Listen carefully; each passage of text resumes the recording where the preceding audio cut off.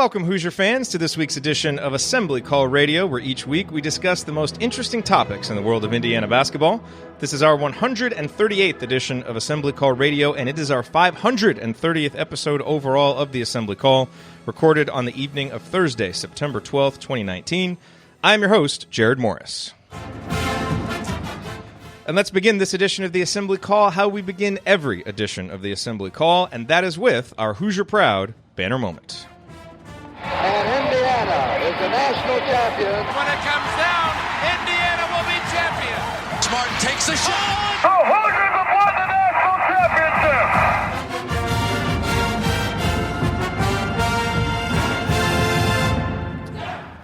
This week's banner moment occurred on Monday when a new recruiting period opened. This means that coaches can make in-person, off-campus contacts with recruits. This recruiting period lasts until November 10th. What coaches do on the first day of a recruiting period is often seen as a sign of their top priorities, and it can carry some weight with prospects. So, how did Archie Miller spend his first day on the recruiting trail? By visiting Culver Academies to check in on 2020 commit Trey Galloway, and then hightailing it to Minnesota to meet with the most important remaining target in the 2020 class, Dawson Garcia.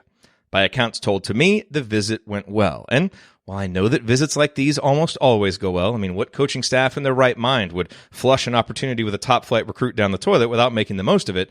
There seems to be legitimate optimism that Indiana will have a real chance in this recruitment. And that's big. Garcia is a four-star prospect who is ranked number 29 overall in his class, according to 24/7 Sports. So he's at the very top of the four-star list. And seeing as how he is 6'11", with a versatile game that can go inside and out, it's easy to see why Indiana and many other schools are making him a priority. Indiana loses Deron Davis from its deep front line after this season. Next season, Joey Brunk will be a senior and Trace Jackson Davis will be a sophomore.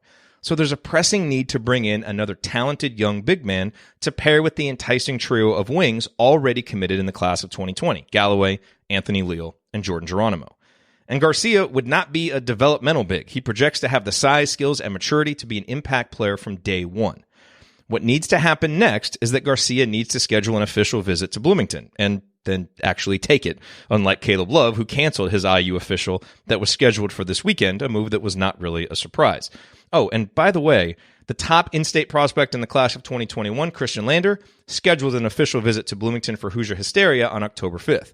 His AAU teammates Anthony Leal and Trey Galloway will also be there that night. Seems pretty positive and more than balances out the Love news. But back to Garcia.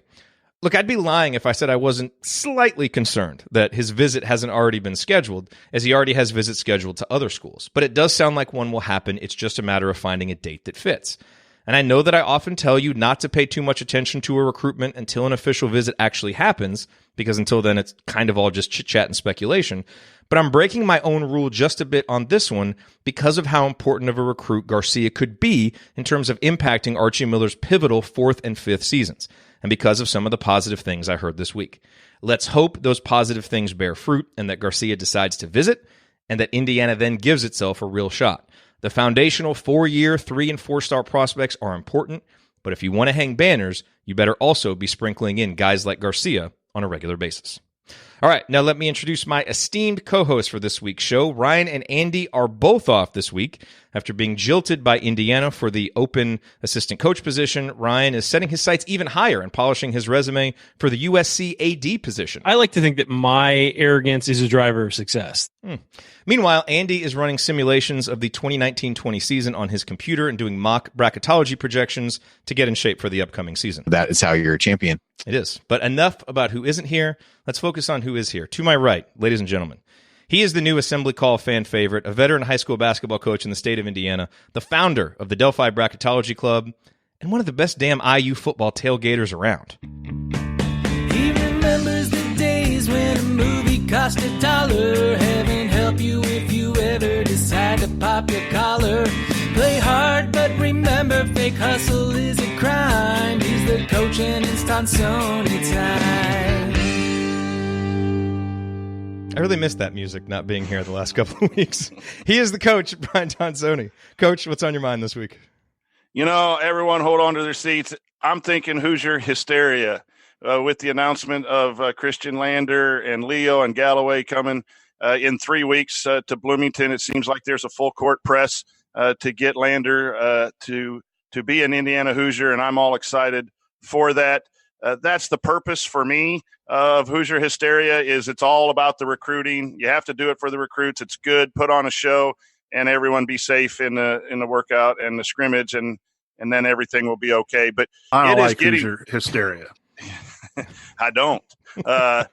But I do like it for recruiting. So that's pretty exciting. And as we'll talk about later, all of the predictions and things are magazines, preseason magazines are coming out. And it's time to just really seriously looking at what Indiana has to do to get back to being one of the best teams in the Big Ten. And we hope that gets started October 5th. Absolutely. And to my left, he is a senior at Indiana University, the former sports editor for the Indiana Daily Student, and one of our 2 new interns for this season, along with Cameron Drummond. He is Dylan Wallace. 90% of his basketball opinions are moronic. Ryan, that is absolutely uncalled for. Dylan, you and Cameron posted your introduction post on Inside the Hall. Why don't you use your opening statement tonight to introduce yourself to the Assembly Call podcast and radio audience as well?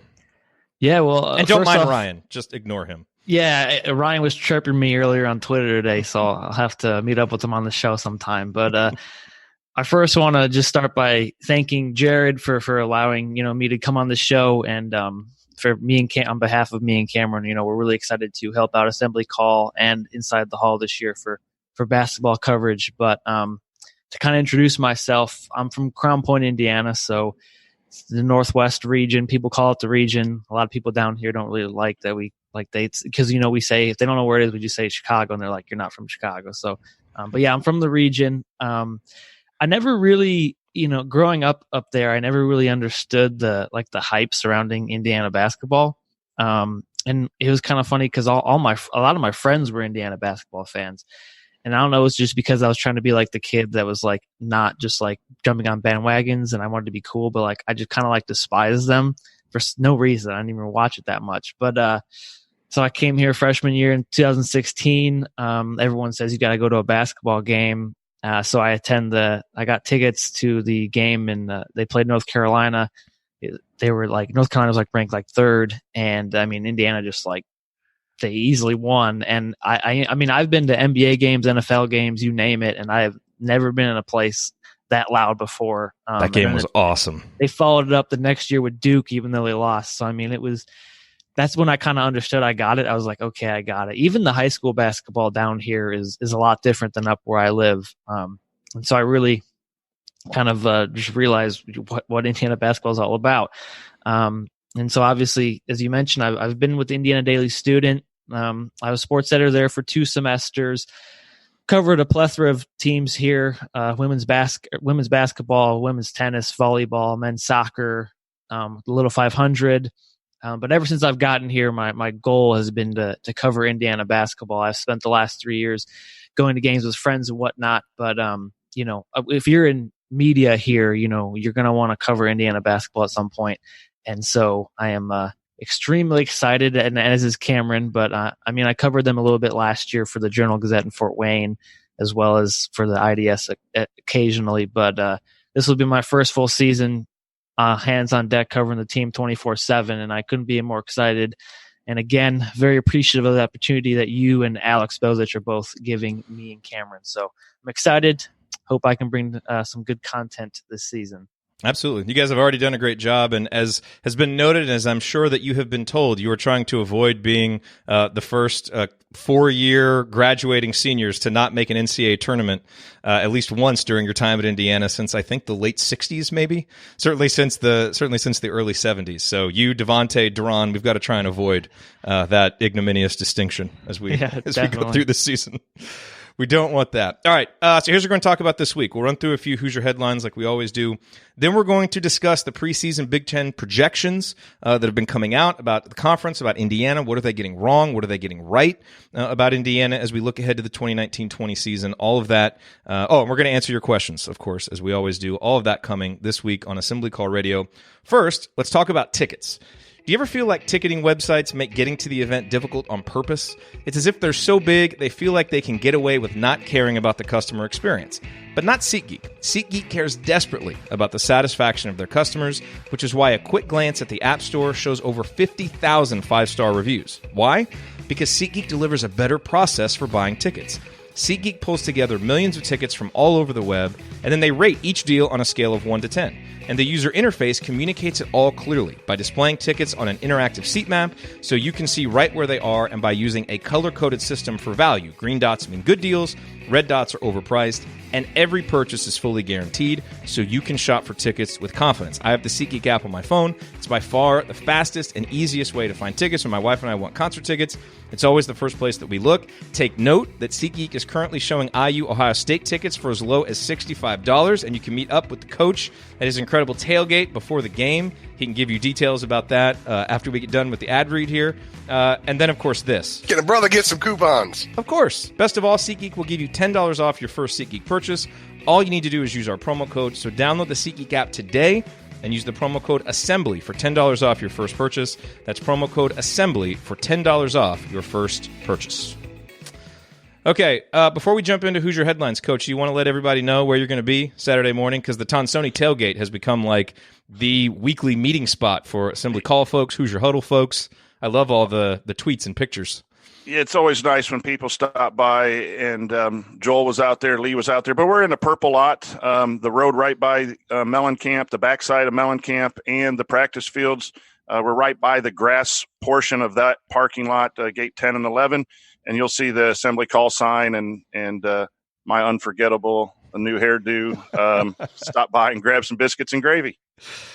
Okay, so not a lot of headlines that we haven't already talked about, with obviously the recruiting stuff, with Garcia, with Christian Lander. Those were some of the big headlines. But guys, one thing that I wanted to talk about, and this is an annual thing, and it always kind of proves for to be good for for useful fodder on the show, and that is the Inside the Hall Hoops top 25 players in the Big Ten. It came out this week. The top 5 will come out on Friday, but if you've kind of seen the list, it's always relatively easy to kind of figure out who's going to be there in the top 5. No surprise that Michigan State placed the most guys in the top 25, as well as the also being considered list. They had 5 guys. Maryland, Ohio State, and Purdue all had 4 guys. Michigan, Illinois, Wisconsin all had 3 guys. You'll notice there's a particular team I haven't mentioned yet. Iowa had 2 guys. Penn State had 2 guys. Minnesota had 2 guys. Still haven't mentioned Indiana. Indiana with 1 guy on the entire list, Trace Jackson Davis. I was not pleased about this. I made my thoughts known candidly to Alex Bozich in a G chat that we have ongoing. But Coach, as you were looking at this, I feel like we both had the same first reaction going through the list of players, that a particular player was not on there that we both feel deserves to be on there. Yeah, Rob Finney not even being considered. I think people could maybe make an argument that he's 27, 28, whatever, but to have him play such an important role for the Indiana Hoosiers last year and his injury meaning so much, I just find it hard to believe that he's not at least being considered if he isn't in the top 25. Yeah, and Trace Jackson Davis did make the top 25. He was number 24, which is interesting. And they, look, Romeo was ranked high last year. Like this list, that Alex and Dylan Burkhart do, they tend to, to not penalize freshmen just for being freshmen and really try to project them. So I was surprised by that, because Trace is not a guy that I would have quite that high, even though I still have high hopes for him. But yeah, I agree that I would have had Rob there. Dylan, as you looked at that list, what were the most glaring omissions or maybe misplacements of players, IU or otherwise? Yeah, I mean, to kind of go off what you just said, I was a little shocked that Trace made the list. He slotted in at 24 just because we haven't seen him play yet. But I mean, if obviously if there's a highly rated recruited freshman coming in, like a 5-star like Trace, you have to at least consider it. And he's the only McDonald's All-American coming in. Right. So I kind of understand, where that's coming from, but to put Trace ahead of all the other Indiana players, you mentioned Rob Finney, guys like possibly Devontae or Deron Davis could maybe sneak in there, but I mean, I don't know. I was a little shocked by that, and then also Purdue's Aaron Wheeler also made the top 25, and I didn't really see much from him last season to put him ahead of any of the few Indiana guys I mentioned, or to be named one of the top 25 guys in the Big Ten. So I think we're all in agreement, that Rob is probably the most glaring omission that we think should be on there. And we're going to get into that more in the next segment when we talk about, some of the things that I think the preseason projections are getting wrong about Indiana. Coach, as you look through there, who would have been the second Indiana player that you would have had? Would Trace have been the second guy for you, or is there even somebody else that you would have thrown into that others being considered, or even the top 25? Well, you're guessing what role, and as Trace as a 5-star player coming in would be the second player. But you also got to look at role and minutes, and I think, Devontae averaged 15. We'll talk about this later. He averaged 15 points a game the last 7 games. He's going to be first role. Just 15, be a top 30 Big Ten player. And I think you look at every team who's going to be their go-to guy, and that guy might need to be part of a conversation about top 25 plus. And again, I don't know that I'm ready to make Devontae a top 25 Big Ten player, but I do think he would be the third player that makes sense. And we just don't – we have a couple guys who haven't played due to injuries that could also be some wild cards when we're talking about the top 25, top 30, whatever at the end of the year. Yeah, and that's the interesting thing with Devontae. Look, people who have been listening to this show know, that I'm pretty bullish on Devontae kind of driving the Devontae breakout senior year bus. And, for some of the reasons you said, Coach, he finished strong last year. I think having a defined role is really going to help him. Obviously, a lot of that depends on having a full season with Rob Finney at point guard because it allows Devontae to do what he does well. I think his reputation hurts him, and the fact that we've seen him so much for 3 years and people are not quite buying into the consistency, which is really hard to argue with, frankly. I understand why that is out there, but I do think you can make a reasonable case projecting forward for him this season that he could be on there. And, you say, well, why don't we talk about what guys have done? But look at all the freshmen. I mean, with all the freshmen that are on a list like that, you're kind of guessing and projecting what they're going to do. And so I think if you apply that same thing to Devontae and look at the role that he'll have, I think he's a guy that could have made it in there too. And I think he will be on, on a list like that at the end of the season. Dylan, is he the guy that would be for you, kind of the other one that would be in consideration? Oh yeah, definitely. And I kind of agree with you. I really think that this senior year, it might be the first full season that Devontae is consistent and really has, a really nice season. Because before, Romeo Langford, Juwan Morgan, it was kind of those guys' team. They were the attention. And when, Romeo was hurt during the NIT, and even when he didn't play too much in that Big Ten tournament game against Ohio State, you saw Devontae really step into that kind of primary scoring role, which I think he's going to have to do once again this year. And I just think the confidence he built off of the end of last season will probably carry into this season. I think he kind of knows that, aside from kind of Rob, he's going to be the one kind of running this team in the backcourt. And from that perspective, I wouldn't be surprised if he's the leading scorer. And so, like you mentioned, I think he'll definitely be a top 25 player by the time the season ends. And can we just take a moment to acknowledge Nebraska and Northwestern, neither one of whom posted a single player on this list? Could be a long season in Lincoln and in Evanston. I'd like to be on this list and go 0 for 4 from 3-point in my sophomore season. There's a Purdue player who went 0 for 4 from 3-point line, and so I love defense just like as much as everyone. But you're going to be a top player, you got to be able to shoot a little bit. Again, but that's the projection. That's a guy that's going to be in a new role that they're projecting. Aaron Wheeler, I believe, is who you're talking about. No, I'm talking about Nogel Eastern. Didn't hit a 3-pointer last year. You're talking about Nogel Eastern. Well, right? Again, I think Nate, the Reavers from Wisconsin. Yeah. If you're going to project those guys, then you also got to know the guy who's going to get shots for Indiana, and he did it when that role was defined for him. Averaged 15 points a game. So I'm sounding like an angry fan here a little bit. My bias is coming through, but heck yeah, if you're going to put Reavers on here, Nogel, not make a 3-pointer, and Aaron Wheeler, who averaged 4.7 in 11 minutes, you can at least have Finney.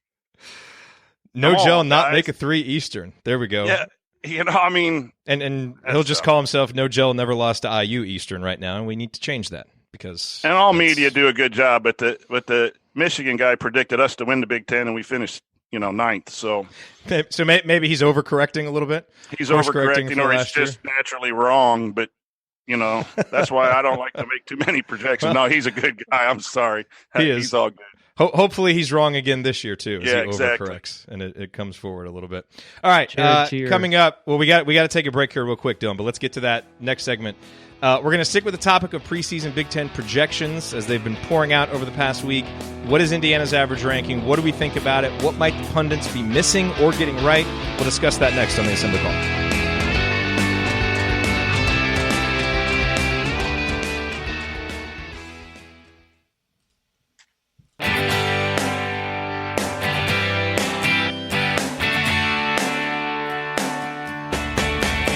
What's going on? It's Christian Wofford. What's the only thing better than an epic buzzer beater? Celebrating it with friends afterwards. Join my guys Jerod, Andy, Ryan, and Coach on the Assembly Call after every IU game. Go Hoosiers. Thank you, Christian. Welcome back to the Assembly Call. You can find all of our content at our website, assemblycall.com. And if you ever want to join the chat mob during our unedited live broadcasts or watch those replays and see all the between segment banner, then check out our YouTube channel, youtube.com/assemblycall. I'm Jerod Morris. I'm here with Coach Brian Tonsoni and Dylan Wallace, one of our 2 student interns for this season. And guys, we kind of started getting into this conversation a little bit in the last segment, but I want to talk about some of the preseason projections. And I sent out a tweet earlier this week after seeing another preseason projection come in that had Indiana. I think this one had Indiana at 10th. The one before that was 9th and 11th. And I said, to hell with preseason magazines and their predictions. I'm ready for the season to start. I don't know how good Indiana will be this year, but I sure as hell think we'll be better than 9th, 10th, 11th in the league. And this was strongly worded for a purpose. And I do, when the preseason projections about Indiana are not good, I do get sick of them. But I may not have worded this quite properly because it's not that I'm, look, as we'll talk about, I think Indiana will finish better than 9th, 10th, 11th in the league. But I do think, given all the question marks about this roster, about this team, and when you think about how most media members go about the process of doing projections, which I think in a lot of ways is looking at the returning scoring that a team has, and when you see that teams have a couple double-digit scores, they almost are automatically going to go above a team that doesn't return any double-digit scores. I get why Indiana is in the 9th, 10th, 11th spot. And so it's not necessarily that I don't understand the arguments why people are a little bit down on Indiana, but I think Indiana will be better than that, and I do think that there are some things that those projections are missing, which we're going to get to. But, Coach, just to kind of lay out the context here, I did go through and I compiled all the projections so far from Street and Smith's, Lindy's, Athlon, our friends at Three Man Weave, SI, even the Vegas odds. And so if you kind of compile it all together to get a composite, preseason projections for the Big Ten, Michigan State was number 1 for everybody, of course. Then you've got Maryland, then Ohio State, then Purdue, Michigan 5th, a little curious to me, Wisconsin 6th, Illinois 7th, that's another one that kind of jumps out, Iowa 8th, Penn State 9th, and then Indiana at 10th in the composite rankings, followed by Minnesota, Rutgers, Nebraska, and Northwestern. What are your kind of opening thoughts about these projections that you've seen and where they have Indiana? Well, I would have our listeners consider tiers. And I think if you look at tiers, then you can understand where these projections come from, and we can disagree of being in at number 10. I think there's the top 3 are pretty clear in some order, unless an injury happens or they just play poorly. I see the top 3, Michigan State, Maryland, Ohio State being in some order there, probably with Michigan State at the top. And then from 4 to 11, I think you have teams that all are somewhat similar, depending on what you prefer to look at will be the way you rank them. And that's Purdue, Michigan, Wisconsin, Illinois, Iowa, Penn State, Indiana, Minnesota. They all have reasons to be optimistic. They all have question marks. They have lost points. In Indiana, really, Purdue has more points leaving. Michigan has more points leaving. So if that's the metric, Indiana fares well there. Iowa has more points leaving. But it's also what's coming back, and I think that's what hinders Indiana right now in a lot of the media. And what we talked before the show, though, is from a coaching perspective, if you have some players coming back, the 3rd, 4th, and 5th players have to fill similar roles to the guys who left in order for that production to be there or be better or fill it. It's about the team chemistry and the roles. And we kind of hinted upon that in the top 25 discussion.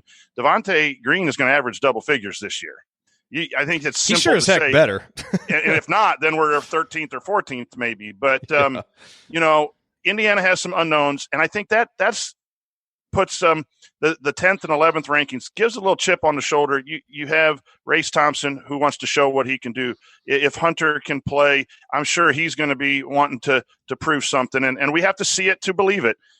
But I don't think Indiana's in the bottom of that second tier. I think they're better than Iowa. I think they're better than Penn State. I think they're better than Minnesota, and that would move them up to 8th. And then there's some question marks with Purdue, Michigan, Wisconsin, and Illinois as well. And given a few breaks, can jump up to maybe the top part of that second tier. So I see somewhere from 6 to 10, maybe 5 to 10 being the ceiling. And so, we got to wait a little bit. But that's the way I'm looking at this from the start. It's so interesting because, Michigan State, clear-cut favorite. And you're right, Ohio State and Maryland, those are the two teams that you would put up there. But those teams are not devoid of questions. Ohio State's going to be breaking in a lot of young guards, even though they have Caleb Wesson to kind of anchor them down low. Maryland, a lot of talent, but, as Andy Bottoms is fond of saying, they're still coached by Mark Turgeon. And they tend to really struggle when they have a lot of expectations. I understand giving Purdue the benefit of the doubt as a top 4 or 5 team just because of, I think Painter's earned that and what they've done recently. So that's fine. Michigan lost a ton and they lost their coach, so that one's curious to me. Illinois certainly is because look, they've got Frazier, they've got DeSunmo, but that's a team that was really bad for most of last year. So you're really expecting a lot of guys to jump forward. And Wisconsin has a couple of junior guards that they can lean on to help replace Happ, so I kind of get that one a little bit. But I'm with you on Penn State and the Iowas and some of those, and that's why I really see Indiana, somewhere in the 7-8, probably 7-8 range, with a chance to bump up a little bit. Dylan, as you look at it, what are your initial impressions of these projections coming out? Are they fair, or do you, see Indiana being a little bit better preseason?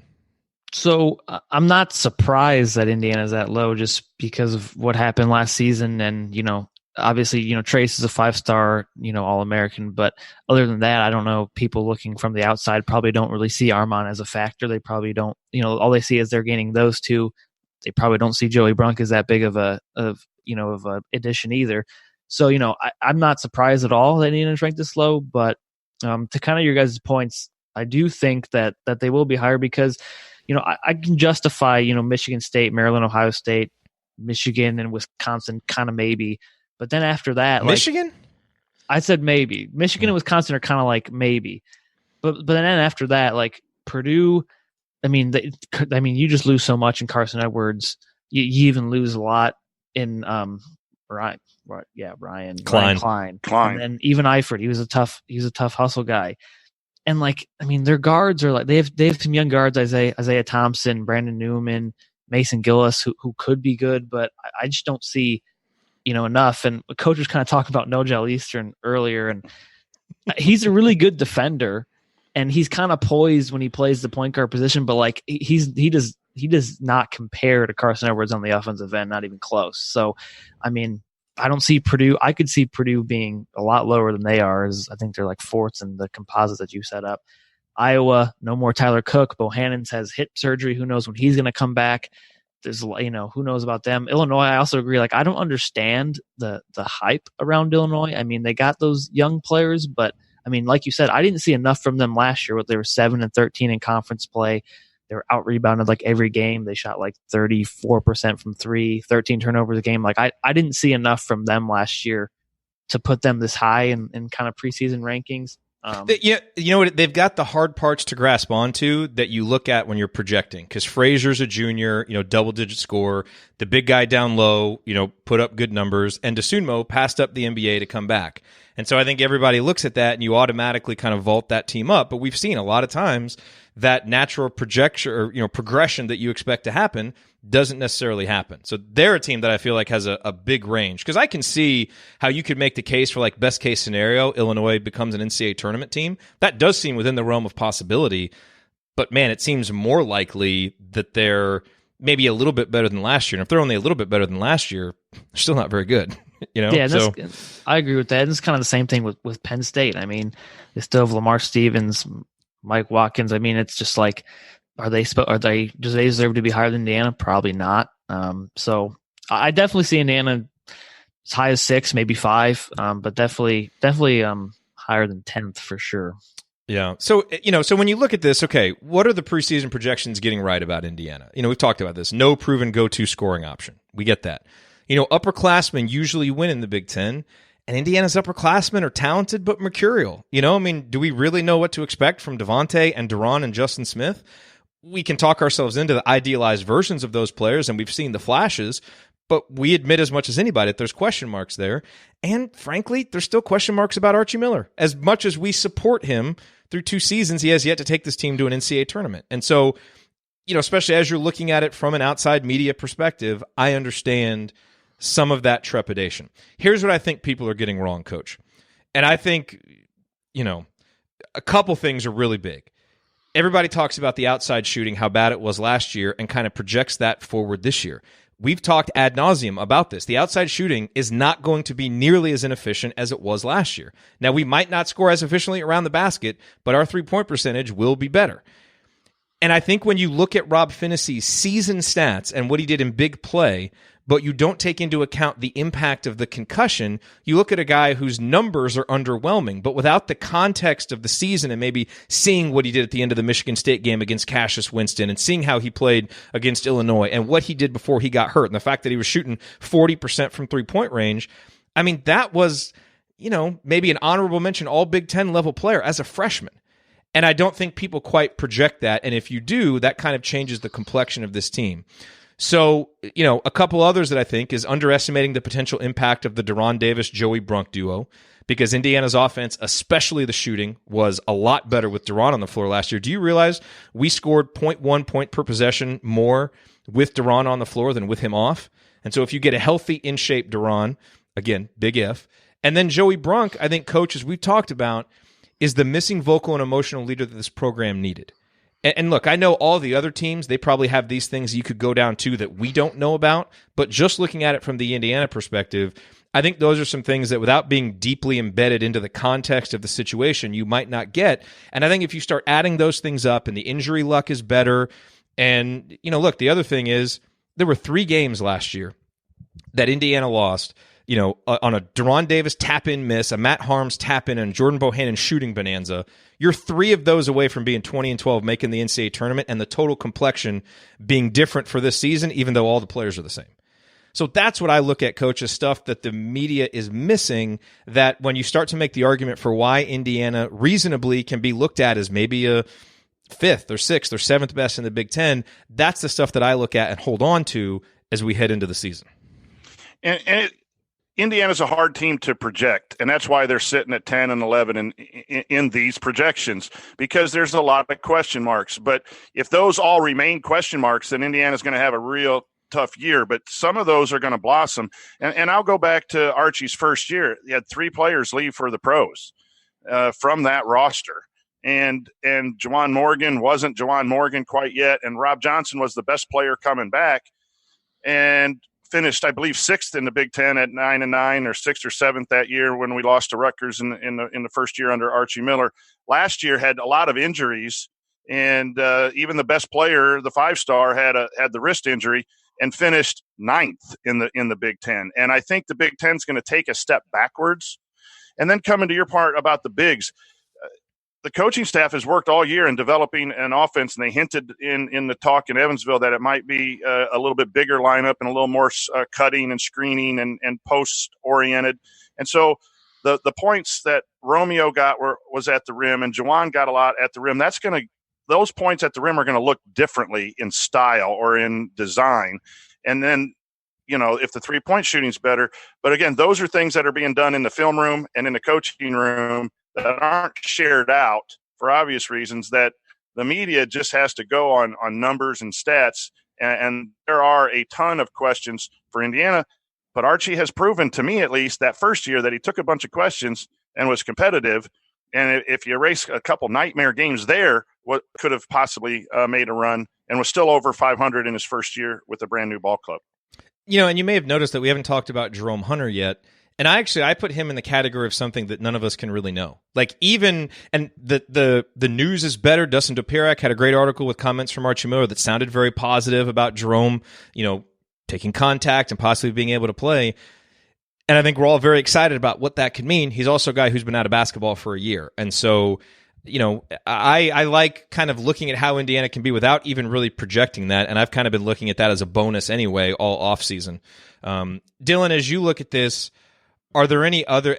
One more thing I want to mention too, Dylan, is pack line teams often see a big bump in year 3 with the defense. That would help offset some of the potential scoring issues. I haven't really seen that mentioned.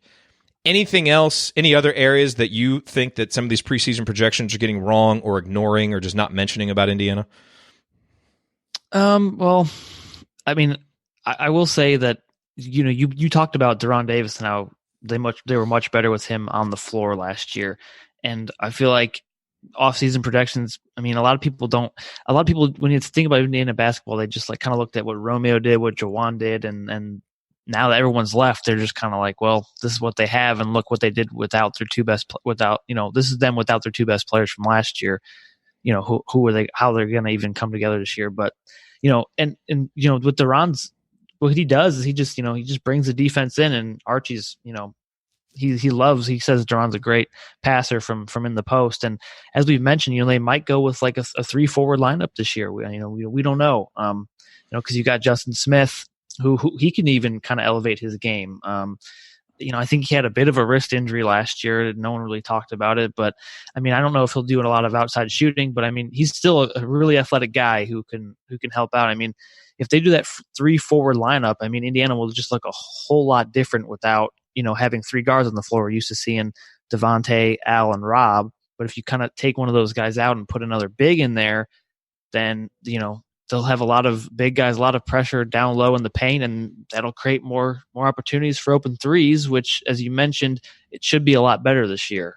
So I think those are probably the biggest areas for improvement. And, you mentioned Jerome Hunter. I know we haven't seen him play, but honestly, I think if he is healthy and he plays, I mean, I think he's a game changer. I think he was like the second highest rated recruit behind Romeo in that class. And he won a gold jersey right before they discovered the condition, I guess. Yeah, right. And, I mentioned earlier when I introduced myself that I covered the women's basketball team in March after one of the women's basketball games. There's nobody left in assembly. It was just kind of a few media guys.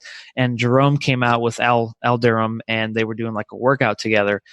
And I mean, take it as much as you want because it's just a workout and they're just kind of shooting. But I was able to watch him for a while, and I mean, he just looks like a straight up baller. I mean, he's 6'7", 220 pounds. He was moving good. His jump shot is pure. It's really nice. I mean, I just think that you're getting everybody excited, Dylan. I know, but like that's because I'm excited. What are you doing? That's because I'm excited. If Jerome is an act, if he can play, I honestly think he could be the best player on the team, the leading scorer. You never know. I'm just saying that he absolutely could be a top 25 player in the Big Ten as early as this year. He could be. I'm just trying to be careful about not setting unrealistic expectations for a guy who hasn't played in a year. But, I agree with that. Man, everything that you just said, I've thought too, and you've seen it, and that's why everybody gets so excited about the guy. And he's a basketball junkie, and he loves the game, and he's a gym rat. I mean, he's everything that you want, and I hope that he's healthy and that we can see it, because it would be fantastic. Oh man, Coach, I had a point that I was going to make, and now I forgot what it was about the team. Go ahead with your point. When he first took over, Miller was talking about Jawan having to take over the responsibility for production. Yeah. And that's an interesting comment there about stepping up your game from 7 points a game as a sophomore to where he was at 16 points. And he has to take responsibility for production. Is that going to be Green, Smith, Finney, Davis? Those are hard to project. And when you're, sitting in Chicago and looking at the Indiana roster and you don't know what we do because we try to stay up with it, someone is going to do that. And Archie had a big jump there with a couple of players that first year. And who's going to be able to do that this year will really tell us if they move up from where they're projected up to more of a 5th, 6th, 7th, where a lot of us hope and maybe believe they're going to be. The other thing I think that's important to remember from last year, and this is the last point, and then we'll move on, is what were the 2 most impressive wins for Indiana? Obviously, the Marquette game was, but I mean, in terms of opponent, it's beating Michigan State twice. Think back to those 2 games. In the game at Michigan State, Juwan Morgan got hurt and didn't play a lot in that game, and Romeo Langford Well, I got into a debate with Brendan Quinn about this on Podcast on the Brink. Romeo was 6 for 18 in that game. Struggled some defensively, did make some absolutely huge plays late, and that game doesn't make overtime, and we don't win without the 3 that he hit and that driving layup. So it's not to say he didn't contribute, but he really struggled and was inefficient as a scorer. It was the other guys who really stepped up and made big plays. Then think about the home game against Michigan State. I mean, it was in the building that night, and I remember just thinking how poorly Juwan and Romeo played for so much of the game. Now, they each made a couple big plays late, but that was a game where Justin Smith stepped up and Rob Finnessy stepped up, and it was other guys. So we have seen it from these guys, and we've seen it in big wins in games when, the 2 people who everybody's lamenting their absence, and it is a big absence, don't get me wrong, but we've seen some of these other guys step up in big moments. And so, Coach, now as we look to, who has that responsibility for production, there are guys that haven't been counted on to do it consistently night in, night out, like Romeo and Juwan were, and that's a totally different responsibility. But we've seen it in flashes, and now Indiana, how good they do this season will be dependent on, can Devontae Green be a 15-point-a-game guy? Can Justin Smith be counted on, to be consistent? Can Deron Davis be healthy so that impact that he has on the offense is there all season long? If that stuff happens, Indiana's going to outperform these preseason projections. And if it doesn't, then unfortunately the projections are going to look pretty prophetic. And I think we all know which direction we want that to go in. All right, coming up in our third segment, we're going to answer some of your questions, including one about Mike Roberts and his recruiting connections. And then we might even dabble a little bit in our thoughts on this weekend's big football game against Ohio State. We'll see. Stick with us here on the Assembly Call. We'll be right back.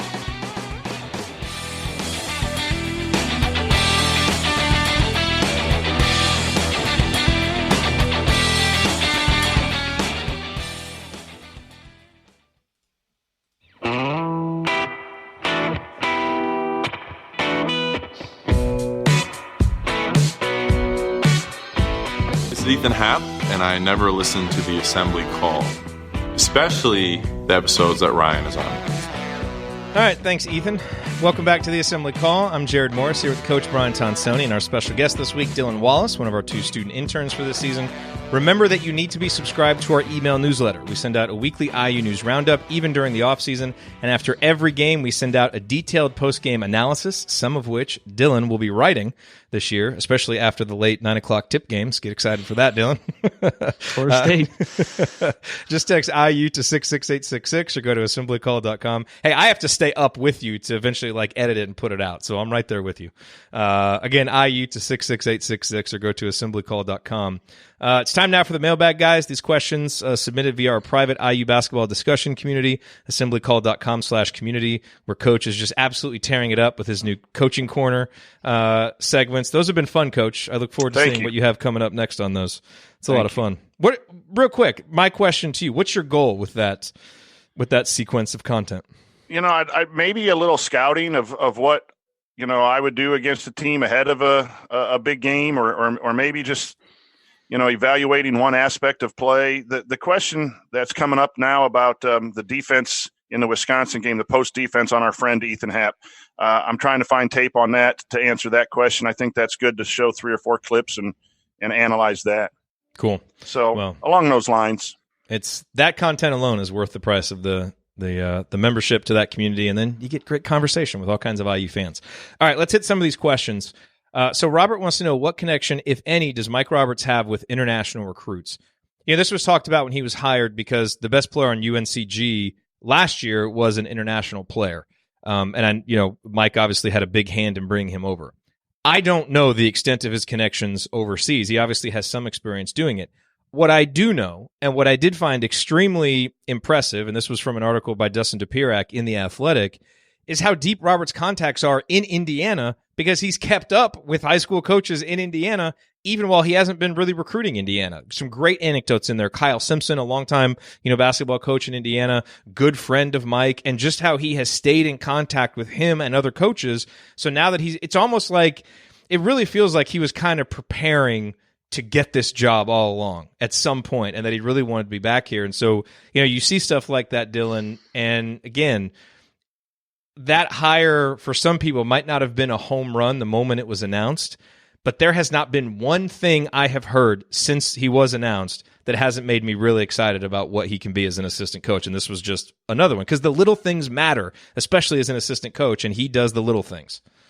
Yeah, I mean, and Dustin wrote a really nice article, and I mean, to your point, the digital connections that he kept with Indiana and that he's going to be able to use in the future as, you know, a recruiting tool to get players to come play for the program. And to answer the international question, I mean, obviously we don't know, but the detail Dustin goes into about how he's kept that connection with everybody in Indiana, I mean, he probably does that in a lot of different places. So perhaps when he was kind of internationally recruiting, he made connections with those people and he kind of texts frequently with them. So I just think, you know, the approach he takes to things, I think that's promising no matter where he was, and he'll probably be able to use that to better the program. And he sends handwritten notes, which remains my favorite little detail about him. Hey, that stuff makes a difference in this day and age. Coach, any thoughts on Mike Roberts? I have to think you're pretty excited about him. Yeah, I think, you know, if Archie likes him, I'm going to like him. And I don't mean that because of my crush on Archie. It's just, it's important as a head coach to have assistants you trust. And Archie brought him in, and he has connections to the Indiana coaches, and he seems to be a really hard worker. And I think that, you know, Andy said it last week, it just fits the mold of all the recruits and that mindset that we're thinking about coming in that Archie so badly wants. And I think he fills that role. From Rick, he says, with 4 scholarships open, I was surprised to hear Archie say 4 to 6. He's talking about comments Archie made at his Evansville talk on Rick's question. He certainly hasn't over-recruited yet, as Crean often did. Do you think he would actually sign 5 or 6, which would obviously force 1 or 2 players to leave? So, look, I think if Dawson Garcia, Caleb Love, and R.J. Davis all called tomorrow and said, we'll come, you would accept those commitments and you would figure something out. And does that mean that someone might be, quote-unquote, creamed or run off or whatever you say? You know, maybe. I don't know exactly how those conversations would go, but when you're recruiting at this level and you would get commitments from those guys, you would take them. Now, what I think is much more realistic is there's still the 1 open scholarship. Obviously, they're targeting Dawson Garcia heavily, as we talked about. But to me, what I think Archie meant more by that, Coach, is just kind of an implicit acknowledgement of the reality of college basketball, which is that, you know, we're going to have, you know, a guy like Justin Smith is going to graduate, and he could have options as a grad transfer if he's not pleased with what his role is this year. You know, and don't take that the wrong way. I'm not saying that's likely or anything. It's just a potential example. You know, so you could have guys transfer out. You know, there could be a lot of things that happen. We see guys transfer all the time. So I think, you know, it's good to have your options open. You're going to keep recruiting guys, and you just see off seasons are topsy-turvy. So, you know, I think it's unlikely that Indiana gets enough commitments from these high-profile guys they're targeting that you would have 5 or 6 guys committed now and then have to be in that position. But what I do think is more likely is maybe a player or 2 leaving the program only because it's just college basketball and that's what happens. Yeah, I also, you know, you can quietly put pressure on people too. I still think there's some question marks on the roster that I think this year it's time to step up, where there's going to be hard conversations about what options are available and whether that's someone who's already graduated or has to be a transfer or whatever. Archie is really in need of getting his guys in. And I think this is a year you're either in or you're out. And that could be a little subtle message behind the scenes. Archie displaying a little toughness that maybe he needed at some point last year. I know someone mentioned in the chat mob that maybe someone could redshirt. Just to clarify, that wouldn't affect the scholarships. Redshirts are still on scholarship, so it's the same total number. Dylan, did you take that any other way? No, basically kind of the same way you guys took it. I mean, I know Archie mentioned that, you know, because obviously they only got Trace and Armand for this season, so he did mention that for the 2020 class he wanted to really get some big guys. And so far you got Anthony Leal, Trey Galloway, Jordan Geronimo, all pretty good players. You know, but I think they're still looking for kind of that big name. You mentioned Dawson Garcia. Christian Lander is going to take a visit here during Hoosier Hysteria. We know Caleb Love is probably not. You know, he canceled his visit here. So, I mean, if they do get multiple of those guys do decide they want to come here, then yeah, I mean, I'm sure you could, as Coach said, you know, kind of quietly force somebody out. It's kind of the all-in year for Archie and trying to get that big 2020 class that he really emphasized that he wanted. All right, Coach, 5 seconds. Indiana, Ohio State. Who do you have winning? Ohio State, sadly. Oh, come on, Dylan. Quick. Michael Penix probably won't play, so probably Ohio State. That's it. We're done. No more questions. Okay, well, that's going to do it for us on this week's episode of The Assembly Call. If you want to see us do the show live, join us at assemblycall.com on Thursday nights for the live broadcast of our Assembly Call radio recording. And don't forget to go to assemblycall.com or text IU to 66866 to join our free email newsletter. Special thanks to Bob Thompson for producing most of the music that you hear on the show. And as always, thank you for listening. We will talk to you again next Thursday night. Until then, take it from me, James Blackman Jr. Keep your elbows in, eyes on the rim, and get buckets. Go Hoosiers. Thank everybody for coming out. All right, I got to get out of here, folks. Thank you. All right. Good stuff, gents.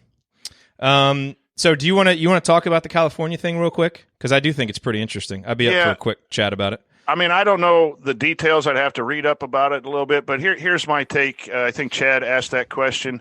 I've always been, hey, you got a scholarship and you get food and you get gear and you get all that stuff. That's what normal college students don't get.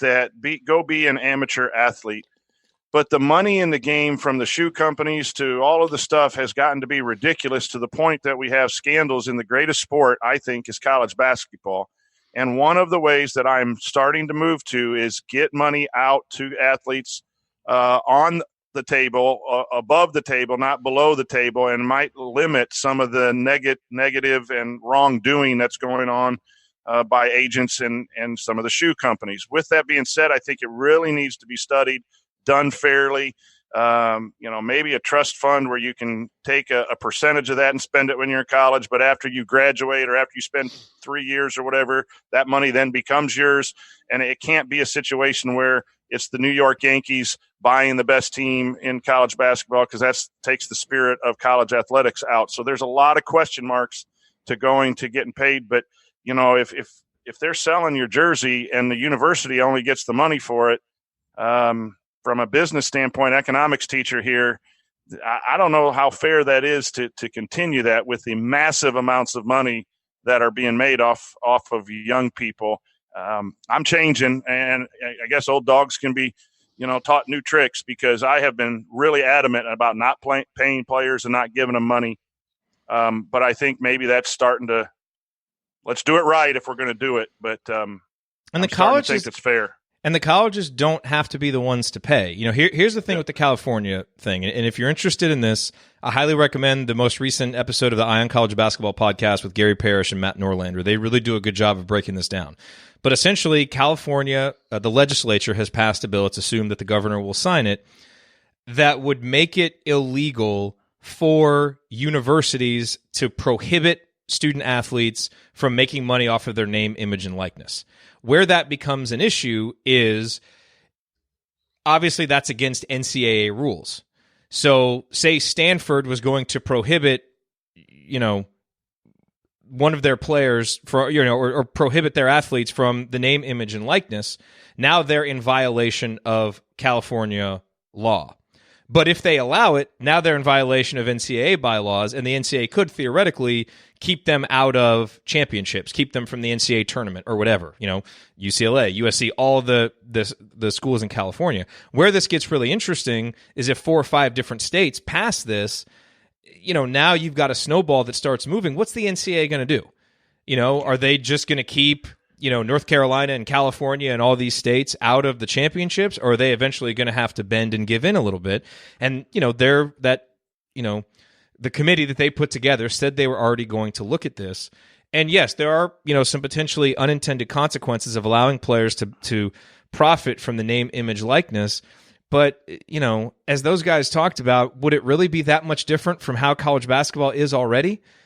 Because, the big fear, Dylan, I'd be interested to get your thoughts on this, is, say that, Indiana players can profit off their name, image, and likeness, right? And you're recruiting Yogi Ferrell.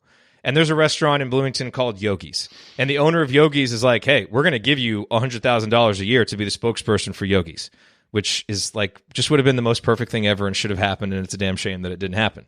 But, now that's a recruiting benefit potentially for Indiana, right? And it's like, well, okay, but don't the biggest schools kind of already have facilities and all these other things that, kind of have some people as the haves and the have-nots. Like I don't really think in a big picture sense it would really change college basketball all that much, like the hierarchy all that much. I think it would change some of the tactics and some of those things, but it would allow boosters who are giving money to the university anyway, or giving it to the athletic department, to actually redirect some of that directly to the athletes. And to me, I think that's a good idea. Now, again, I agree with Coach. You got to study. You got to make sure that you don't do something irresponsible. But I really have a hard time seeing in the big picture how this wouldn't be a good thing. Yeah, I mean, I actually didn't see this, so I don't really know too much about it. I have to do my research, but yeah, we didn't prep you for this on the run sheet. Sorry. No, you didn't. Well, it opens up stuff. Chad just mentioned something about, okay, Adidas says we'll give you $100,000, but you got to go to IU and we'll put your name on a shoe or something. You know, and what about the big booster who gives, we're going to give you $1 million to come to our school, and then part of that is we're going to sell posters or something with your name on it, and we're going to hide it as you're making money off the likeness. That's just a different. That's what worries me, though. Yeah, but how is that different in a bad way from the way that it's done now? Because there's already an arms race kind of like that. This just puts the money directly into the hands of the athletes. True, because, I've had 2 kids involved in 2 different basketball programs. One's in the Big Ten, and everyone got everything there. And the difference between Indiana State, and what they get in their program. So you got to recruit kids now. It's not going to the young people. It's going, it's facilities, like you said, and those races. So, yeah, that's why I'm starting to change my mind that, again, the amateur thing is might be a thing of the past. Especially when coaches are making tons of money, and we got into it about the Clemson situation a while back about giving a ring to a player who'd been there for a while and quit on the team. And there's just so much money. I do think players need to, and I don't know if you could cap it for fairness to where they're getting more than what they're getting now, or I don't know if that's right either, but it worries me. But I do think the young people, I agree. It worries me too, just because we're used to a different system. Like that, everything is different from the system that we grew up with and have gotten used to. So it does worry me a little bit because it's different and it's changed, and I'm sure be unintended consequences and some bad stories where it's like, oh, well, we shouldn't have done this.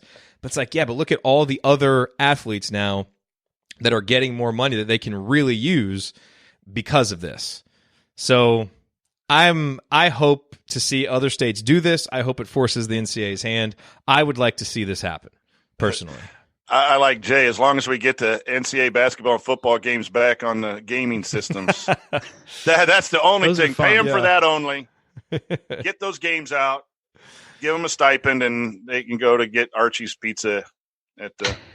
By the way, Joe Vaughn in the chat said, next up, paying high school players. What do you think about that, Coach? I don't know about that. Yeah, but the high school coaches, look at all the money that they're making. Come on. Oh, yeah, exactly. It's rolling in. Funnel some of that assistant coach cash to the players. Yeah. Yeah. Oh, man. Dylan, thanks for being here. Excellent job. It's not an easy thing to hop on a show with people who have kind of an established chemistry and an established way of doing things. So you did a really good job, I thought, of coming in and making some good points. Yeah, thank you. I appreciate it. It was fun. I hope I can come on a few more times, maybe. Yeah, good job. Absolutely. And we always, for the interns, we always like to give you guys opportunities to come on. And I know that you guys will be covering all the home games. Do you know how many road games you and Cam are going to be going to this year? Because those are good opportunities to come on the show. Is road games. We planned out a decent amount. But gosh, I don't know the number off the top of my head. But I think we want to go to Wisconsin. We want to go to UConn in MSG. We want to go to obviously Notre Dame because that's just right. Are you going to drive to those? Wisconsin, probably? Yes. We'll probably fly to New York. Yeah. That's like the big one we're trying to pull off. But we'll definitely go to Purdue, Ohio State, Michigan. So cool. It's just like the far ones. Like we actually thought about going to Penn State, so maybe we'll do that too. But like Rutgers and Maryland, no. Just be careful at Penn State. If you guys Illinois, talk too. too loud, your conversation will be picked up audibly on the broadcast. Oh, I remember that. There's no one there. Yeah. Didn't they have the Whistler, or not the Whistler? Yes. That's Vanderbilt baseball, but there was something. Wasn't that Northwestern? Northwestern. There's a couple places. Penn State had some crowd noise issue behind the It broadcast. just sounds like as there's well. 17 people there. Like Yeah. it's insane. Well, cool. So there'll be opportunities. Obviously, we do the show every Thursday night, so there will be plenty of opportunities to come on. And I hope you can. And then Banner, that's the other thing. I forgot to talk about Banner Morning, but I guess we can talk about it now. You and Cam, one Banner Morning already came. Are you going to be doing those too, or is just Cam going to be doing those? I'll be doing the next one. So on Okay. Monday, that'll be me. Yeah, can I adopt the James Blackman? Keep your eyes in, or keep your elbows in, eyes on the rim, and get buckets. Sure. Yeah, I like how he ad-libbed on that one. Yeah, in true funny. James Blackman fashion. He had the quickest turnaround on the cameo of everybody. I sent it to him. I got it back like right away. Perfectly done on script. I was very impressed. Very impressed with James. All right, awesome. Good stuff. Go meet Coach in the tailgate. Hopefully the Hoosiers, can make it a fun Saturday. We usually play Ohio State tough. Yeah, hopefully it's close at least. Maybe having the experience Peyton Ramsey in a close game will help. Maybe. They got a new coach that they're still working in. Yeah, they got a new offense. Come on, Coach. Give me some optimism. Beer will be cold, and the biscuits and gravy will be hot. And that is what is going to be the best thing about Saturday. I hope I'm wrong, and I'll be on the field jumping on the, uprights when we do it. But can you imagine the celebration? It'll be so great. I remember what the celebration was like in 87 and 88 the last time it happened. Can you fathom? Okay. True story, Jerod. You'd appreciate this because your dad, and I don't know if your dad was down there coaching, but Mallory's first win broke a 16-game losing streak. In 85? In 85. I was a freshman, 2 weeks, jumped up, ripped the goalpost down. 6 of my buddies from right quad put it over our shoulders, ran it up through the parking lot. We got behind Briscoe. Cops come squealing. Drop it or go to jail. And I'm saying, oh, my gosh, I'm at college 2 weeks. I'm going to jail, and not for anything really fun. It was stealing an upright. Not for anything fun? Well, that's amazing. I mean, like, getting drunk on campus or something like that. But well, I was thinking the two things were happening simultaneously. Yeah, well, they were. But one of our buddies had the goalpost pad, and he just took off. And so we were all disappointed, and we're walking back to the dorm, and we find him with like 3 beers in his hands, pouring it over his head, hugging the goalpost thing, and we rode on it. And that was we didn't have many dates back then. We dated the goalpost pad most of the freshman year. But I stayed in right, too. Did you really? Good to know that historic moment happened in the building. Oh, geez. Yep. Wright Ferguson was mine on the first floor. Oh, boy. We dated the goalpost pad for most of freshman year. That's a sad commentary that's probably far too common. Look at me. Who wants to? Mrs. T's probably listening to me up there, but who wants this? Oh, man. That's a great story. Yeah, that is a great story. He probably wasn't on he might have been on the field by then. He was always up in the press box because he coached the secondary, so it was easier for him to see. But if it was, if the win was in the bag, then I don't know what that game was like. I was 4 then. Yeah, he might have been down on the field by then. We almost got it back to right quad. You're being applauded in the chat mob for bringing Assembly Call After Dark back. We haven't had a good Assembly Call After Dark TMI in a while, so this was good. Welcome, Dylan, to the Assembly Call. This is things get loose after after the radio show is done. Trying to be very, very professional for the radio show, and then between segment banter during the show, that's a little looser. But then AC After Dark. Dylan, the one after dark, I met. I think I met someone that I kissed after the 1987 championship. She was on wasn't it Val that got the? I had to find the nicest looking lady. Yeah. And I might have been that guy hanging out of the car, various hugs and kisses. And she goes, all I remember is running to the fountain and kissing people. And I'm like, oh, my gosh, I was running to the fountain and kissing people, too. Oh, man. It might have been Val. Might have been. Val, if you're listening, by the way, we're thinking about you and hoping everything is good. So one of our longtime listeners. Yep. Hopefully she made it this far into the show. All right, everybody.